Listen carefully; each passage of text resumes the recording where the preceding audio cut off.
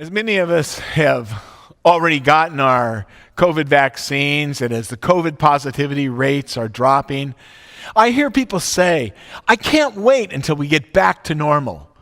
Last year, we all did Easter from our living rooms online, and even though this year we've got outdoor worship as well as online, it still doesn't feel normal. It seems closer than what we had last year. But when that thought crosses your mind, that you can't wait until we can get back to a normal worship, to a normal Easter, here's something I want you to ponder. Easter was never meant to bring us back to normal. It was and is and always will be intended to make all things new. Easter is the proclamation of release over suffering, hope over despair, and life over death. In the story of COVID and in the story of humanity, Easter comes at that moment in the story of life where everything could be lost. And Easter reveals God's complete love, the fullness of grace, and an unconditional commitment for God to always be with us. Many of us, we often reject God's absolute offers of love and grace. Maybe it's because we think that these gifts are just too good to be true, or that intellectually they sound great, but our heart and our soul cannot embrace something that we have not earned or worked for or deserved. There's some folks who like the fun and celebration of Easter and spring as if they're somehow commingled as one. The best part of Easter for some people is biting the ears off of your giant chocolate Easter bunny. Now, I love doing that too, but I believe that there's so much more to this day than chocolate ears. Some are convinced there's no reason to think beyond this life because Easter is nothing more than a metaphor or a story, but it's not a historical fact. If Easter is not a historical fact, then there is no power in the story. There is no power in grace.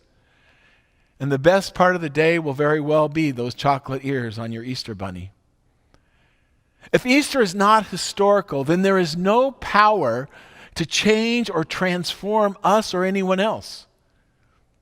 And if it has no power to make all things new, then it's really nothing. If Easter is not historical, the best we can hope for is having a normal Easter. An historical Easter means that Christ actually rose from the dead, and it has the potential and the power of being a life-changing event. And it will only transform us if we accept as fact that Jesus Christ rose from the dead. For this year, it is true that the coronavirus has changed many things. But for life, it's Easter, not the coronavirus, that changes everything. It's Easter that shows God will never give up on us. It's Easter that demonstrates that this relationship for which God created the universe and because which Jesus died for is finally, ultimately, eternally unbreakable. Now, the coronavirus is a terrible thing, and I've lost and I've buried friends and family members to this deadly disease, as many of you have. It's damaged many, and it's impoverished almost everybody in one way or another. The coronavirus has been an intense, bleak, and almost unbearable demonstration of what's finally true for us all, that life is short, that life is terminal, and that we long for deep connection with others and with God. Mary at the tomb on that first Easter morning was confronted with the same bleak realities of life and death that we have lived with, especially this past year. And when Mary turns around from the tomb to see the risen Lord, she only sees her light and her life in light of Good Friday. Mary failed to recognize the angels and even Jesus himself. Mary desperately wants her life to go back to before the death of Jesus, back to what had become normal for her. And Jesus and his salvation did not fit her expectations. Expectations which function like a filter or a screen, making it impossible for Mary to see Jesus right in front of her. Who is Mary looking for? Although she was looking right at Jesus, she couldn't see him. And so many times our human hearts want a God who fits our desires, a God that we can control, a God who doesn't challenge how we see ourselves or our hopes or our dreams, who lets us settle for normal. Whatever Mary's idea was of Jesus at that moment, the figure standing before her did not fit it. Mary wanted normal, but Jesus was not going to be good with normal. Jesus wanted to make things new. New for Mary, new for others, new for the world. And Jesus still longs to make all things new for you and I. That's the message. That's the hope. That's the joy of Easter. There would be no hope for us if God waited for us to make the first move. We would be lost if God stood apart from us, just tapping his foot impatiently, waiting for us to figure out for ourselves who and where God is. Unless God calls us by name, we would never come to him. And that's exactly what Jesus does with Mary. He begins with the questions, why are you crying? Who is it that you're looking for? Now, he doesn't get in her face like a drill sergeant demanding submission. No, he approaches Mary more like a counselor seeking and offering insight. And Jesus asks her, who are you looking for? It's as if Jesus is saying, Mary, I know that you love me, but your understanding of me, of my love, of my grace for you, it's still way, way too small. When Mary got to the tomb, she thought all the love, all the power, all the grace had disappeared. But what was about to happen for her, to her, and in her, is the amazing realization that this love of Jesus is truly unconditional. It is life-giving. And it is the very thing that transformed her life. Despite Mary's failure to recognize Jesus at first, her passion for loving companionship with Jesus was a sign that she understood on some level God's grace. Mary's life had been a ruin, and when Jesus came to her and cared for her, she must have thought in her heart, maybe even said with her lips, how could you love me? I used to walk the street crying out, half naked, out of my mind. I can't be a child of God.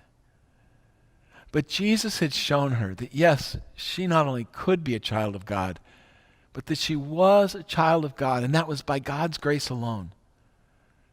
That's what made Mary who she was. To the degree that we understand and accept our need for grace is the degree that our faith will explode in our life in the form of love and help us embrace and live out the fact that I am and you are a child of God, saved by the grace of God alone. Grace freely given and never taken away from us.